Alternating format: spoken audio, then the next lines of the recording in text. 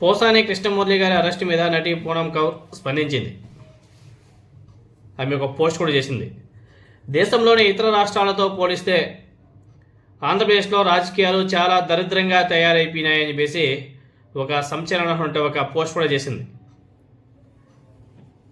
అనేక రాష్ట్రాల రాజకీయాలు చూస్తున్నాం. ఇప్పుడు ఆంధ్రప్రదేశ్లో కూటమి అధికారం చేపట్టినప్పటి నుంచి రాజకీయాలు చాలా దరిద్రంగా, నీచంగా, నికృష్టంగా తయారైపోయినాయి. అన్నీ కూడా కక్ష సాధింపు చర్యలు కూడా ఎక్కువైపోయాయని చెప్పేసి ఆమె ఒక పోస్ట్ కూడా చేసింది. ఎగ్జాంపుల్ పోసాని కృష్ణమురళి గారిని తీసుకొని ఆమె కొన్ని ఘాటైన వ్యాఖ్యలు కూడా చేసింది. ఎందుకంటే పోసాని కృష్ణమురళి గారు ఆయన్ని జైల్లో పెట్టడం, తర్వాత ఆయనకి ఏదో ఆరోగ్య సమస్యలు రావడం, ఆరోగ్యం పట్ల తగిన జాగ్రత్తలు కూడా తీసుకోవాల్సిన అవసరం కూడా ఉంది. బలహీనులైన వారిని అరెస్ట్ చేసి తీసుకెళ్లడం ఖచ్చితంగా పగ తీర్చుకోవడమే అని చెప్పేసి కూడా ఆమె పోస్ట్లో కూడా చాలా స్పష్టంగా మెన్షన్ చేయడం కూడా జరిగింది. ఎందుకంటే రాజంపేట సబ్ జైల్లో ఉన్నటువంటి పోసాని కృష్ణమురళి గారు నిన్న సాయంత్రం తీవ్ర అస్వస్థకు కూడా గురయ్యాడు. వెంటనే జైలు అధికారులు ఆయన రాజంపేట ప్రభుత్వ ఆసుపత్రికి తరలించి ఆయనకి ప్రైమరీగా ఆయనకి చికిత్స కూడా అందించారు. తర్వాత కడప రిమ్స్ ఆసుపత్రిలో వైద్య పరీక్షలు చేయించిన తర్వాత మళ్ళీ ఆయన జైలు కూడా తరలించినట్టుగా తెలుస్తుంది.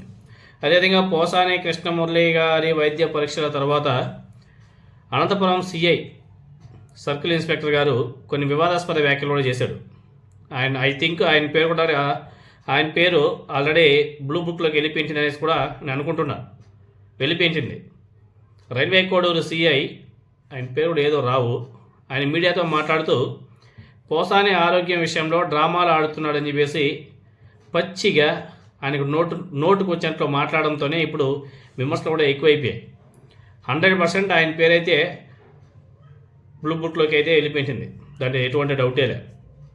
అదేవిధంగా ఇంకా ఆమె స్పందిస్తూ, ఎందుకంటే ఇప్పుడు పోసాని కృష్ణమురళి గారు త్రివిక్రమ్ని సినీ ఇండస్ట్రీలో ఇంట్రడ్యూస్ చేశాడు. ఆమె అది కూడా చెప్పింది.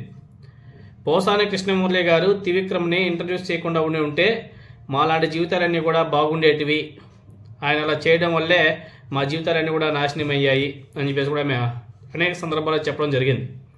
ఎందుకంటే త్రివిక్రమ్ని టాలీవుడ్కి పరిచయం చేసింది పోసాని కృష్ణమురళి గారు, చాలామందికి తెలిసే ఉంటుంది.